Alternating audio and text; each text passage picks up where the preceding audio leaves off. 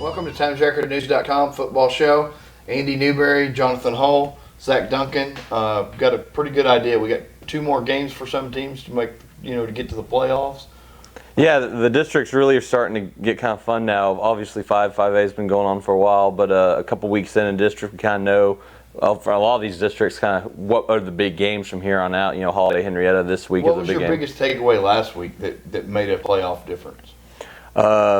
Really, I think everything kind of went. I think Nocona, I guess, really beating Jacksboro. I thought Jacksboro was maybe the second. Nocona had come so close the week before. Yeah, it's Holiday. I really think, and maybe I'll be proven wrong this week, but I think Henrietta's the top team in that district. Millsap's the bottom team, and then Jacksboro, Nocona, City View, and Holiday are right there. And Holiday's already got wins over 2 of those teams, so they're sitting pretty good. But I think there's not a lot separating those 4 teams in the middle, and big win for Nocona. A little surprised, Crum, Bridgeport, those are our teams in an area district of ours. Bridgeport beating Crum in the 4th quarter. A lot of people think Crum's going to win that district. And Burke beating Sanger for a half, I think was pretty surprising. So even though those upsets didn't actually get become upsets there. So Graham, speaking of Crum, Graham gets him this week, so that changed things. Yeah, and I think I'm going to roll the dice. I think I'm going to pick Graham in this game. I just think, first of all, Newton Field, tough place to play. But Graham's passing attack, I think, could give Crum some fits. IP threw the ball on him pretty well. And Graham's run defense is pretty good. They've held Hershey to a season low total in yards I looked up today, and did well against Brownwood. People have been beating Graham through the air. Stephenville, the last team to beat him. So I think it's a good matchup for Graham. Had a week to prepare, and I think that would just kind of cause that district to be a little bit in disarray. So I think it'll be fun if that happens. It didn't really propel them into the playoff race, but I watched Wichita High get their first win of the year. It was good to see. You kind of, especially when you get to know some of the guys, you don't want anybody to go winless. Yeah. And they had a lot of fun, and they looked pretty good, but didn't really affect the playoff race. Ryder was off last week, but they had to almost feel pretty good about Denton winning, didn't they? Yeah, we said it last week. 1-9 feels a lot better than 0-10, and so that's what Old High at least has secured here. And they feel like they have a real chance against Sherman to end their season. This week against Ryan. This week against Ryan is going to be tough. I mean, that's a Goliath. That's a top 5 team at least in the state, if not number 1 for some people. So that's rough. But yeah, Ryder got some help. At least I think it could have gone either way. That Denton-Denison game, it would have helped them in different ways. Whoever won that game. But with Denton winning it, coming back and beating Denison, that helps them maybe secure that number 1 seed in the Division II playoffs. But they need to go beat Denton. They've got to beat Denton this week. Then they need Sherman to beat Denison at the end of the year. And so, I mean, the formula is there for them to kind of sneak back into that number 1 seed, avoid Lido in the first round.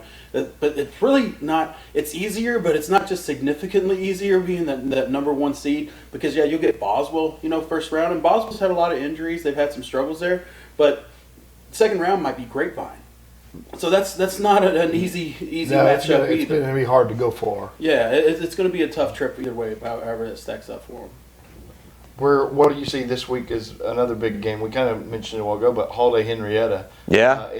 Holiday really secures themselves if they. Yeah, I mean they become. Everybody kind of thinks Henrietta will win. They kind of become the team to beat at that point. The funny thing about this rivalry is, about 10, 12 years ago, it was always close. It usually meant the district title. Neither one of these teams has won a district title since 2011. And the last 6 games, Holiday's won 3 real decisively, and then Henrietta's won 3. I mentioned in tomorrow's paper, 28-point spread, the last 6 games combined. Average 28-point margin of victory. So these games haven't even been close. They haven't had any drama, I think this game at least is closer. I think there could be some drama if Holiday plays well. I think Holiday's just one of those teams, less margin for error. I saw against Bowie, they made a lot of errors, and they lost by, 20 points in that game. But it's hard to, count them out just because they're not going to give up many points. Yeah, and I thought, going back to your game last week, Monday Electra was kind of everything that was. Yeah, I mean, it wasn't as exciting down the stretch as Our Park Crum the week before that I got to see, but just 2 really good teams. No turnovers until the very, very end when there's a pass that just got picked off, Electra desperation pass. Like 4 or 5 penalties. No one even fumbled the ball. I mean, it was just one of those, basically Monday just kind of said at halftime, scoreless first half. we got to figure out a way to do it. And they just ran Davion Dawkins, to the ground basically, and he had 31 carries, but he made some big plays, convert a couple fourth down passes, and they were able to get that win. But I mean, if those two teams play 10 times, I might pick Monday 6-4, 7-3. But I mean, just two really good teams, and I think I don't see anyone else beating them in that district. That district's a good district: Petrolia, Quanah, Haskell. But I just think Monday and Electra are the cream of that district, and it was a really fun game to watch. That's going to be put to the test because Electra has to kind of bounce back, get focused, and play Petrolia, which can move the ball. Yeah, and Petrolia just bounced back in a big way. They lost at Quanah Open District, went to Archer. Obviously, that's a game they should win, but they scored 70. I mean, you don't necessarily think that's going to happen. So they go to Electra. I'd like Petrolia a little more if they were on turf. I think if they could get a lot of those guys on turf. Electra, that field plays a little slower, but Electra's defense is going to be put to the test either way. And Electra, there's going to get a lot of pressure on quarterback Dan Williams. I think Williams, he's been great. He's going to be really, really good to give his team a chance because I have a feeling Electra's going to rush the passer and get a lot of pressure on him. So it's going to be interesting to see. I don't think Petrolia's going to win, but if they can hang with them, I wouldn't be surprised by that. Who has to win this week? In my mind, Hershey's one of them. Yeah. But has to win this week if they want to think this is a playoff season. I think, definitely Hershey. Jacksboro, luckily for them, they get the bounce back against Millsap. If they had to turn around and play Holiday or something this week, I think they might be really in trouble. But I think Jacksboro is the team that's got to win. I think, first and foremost, Vernon. Vernon's got Bridgeport this week. That's not going to be an easy game. It's at Bridgeport. They lost to Iowa Park last week. Yeah, and then, if Vernon loses this game, they got to finish up Graham Crum. If they don't win this game, this is their best chance for a win. And it's not a winnable, it's not like an easy winnable game. Bridgeport just played Cromwell for 4 quarters. So I think Vernon's the team, if they don't get this, it might be looking like Vernon's not going to make the playoffs again, and that's a tough district. They're not a bad team. They're the best 1-6 4A team in the state, or whatever. Hershey all the way down. They were hanging, missing with some guys, and then you saw Hershey hangs with Sanger, and hangs with Decatur, and could beat either one. If Vernon could only play 24-minute games, they'd be like 5-2 instead of 1-6. But so I think those are a couple big games. And Hershey at Burke is a big one. Yeah, and Burke goes in feeling more confident because they were leading Sanger for half. Yeah, they've gotten a little better. And Hershey's still got to kind of put that all together for, they got to sustain it, I think. Yeah, they're having tough time sustaining drives sometimes on offense and getting the big plays after big plays. They rely so much on big plays with their offense, so sustaining drives can be a problem sometimes. They're going to make some mistakes.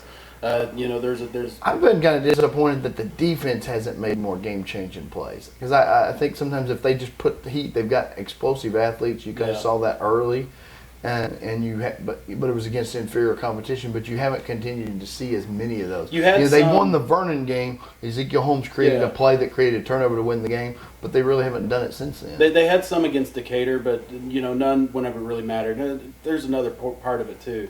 The talent that they're seeing in like a Sanger and a Decatur offense, it's not the same as what they've been playing beforehand either. So, Decatur arguably has the best player in that district at the running back, and that kid made a difference. Coach Young's actually told me, he's like, without that player, I think we beat them pretty easily, but they have that guy, and that guy's turning 3rd and 13 into first downs. Yeah, and it doesn't matter. You don't have to get him the ball to the first down marker. He's going to find his way to get there. But that has been, I think, a frustration thing for their defense because sometimes they're not getting the big play. They'll make a play and get to 3rd and 8 or 3rd and 13 or 3rd and 17, and then somehow they let the offense stay on the field. That's what haunted them with Decatur.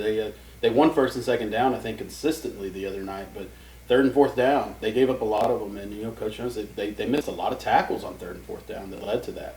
On Friday night or Thursday night, I suppose. Maybe they can get a game without some inclement weather too. Yeah, that'd be good. Weeks, so. Yeah, I think we all think Hershey's going to win this game, but it's going to be close. Hershey by 10, 20. I think Hershey can really run away with it. Personally, I think they've got overall just better athletes on both sides of the ball. They're playing well. They've played 2 really good teams well too. Burke has to just keep making them snap it. They can't give up those 50-yarders.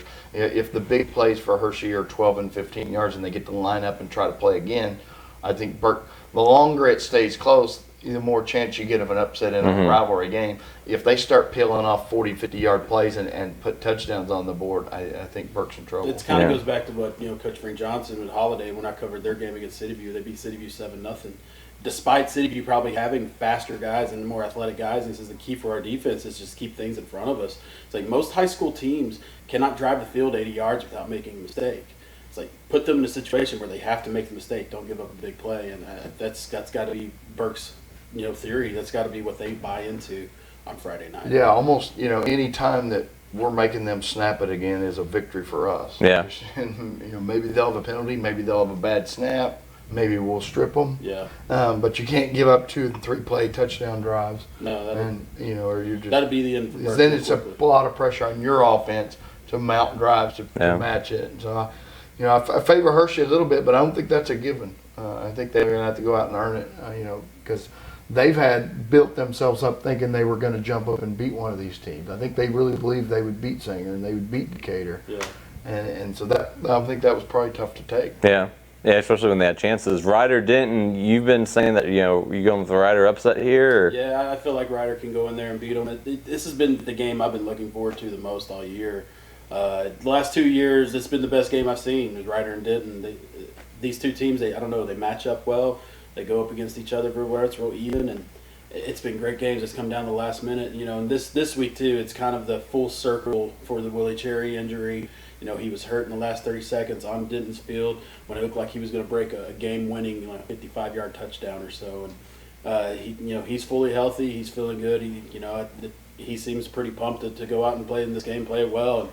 And I'm just kind of buying into Ryder going in there and doing what they've got to do with their backs against the wall, trying to get into the playoffs. And really, if they can win this game, they're almost into the playoffs because you don't expect them to lose the Braswell.